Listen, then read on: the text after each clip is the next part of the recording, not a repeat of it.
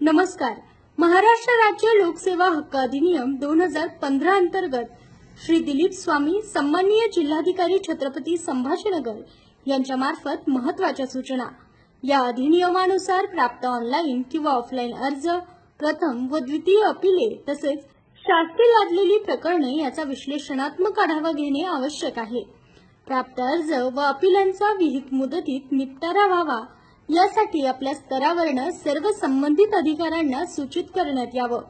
अधिसूचित सेवांची संबंधित पदनिर्देशित व अपीलीय प्राधिकाऱ्यांची माहिती आपले सरकार या पोर्टलवर अद्ययावत करावी।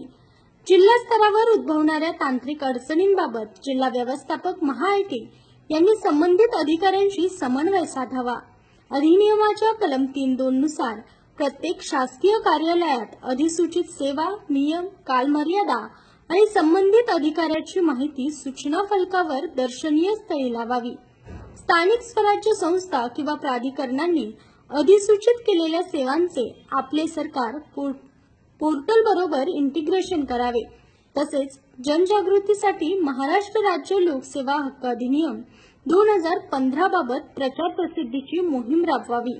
स्थानिक स्वराज्य संस्था आणि जिल्हाधिकारी यांना त्यांच्या स्तरावर नवीन सेवा अधिसूचित करण्याची मुभा असेल। धन्यवाद। जिल्हाधिकारी कार्यालय, छत्रपती संभाजीनगर।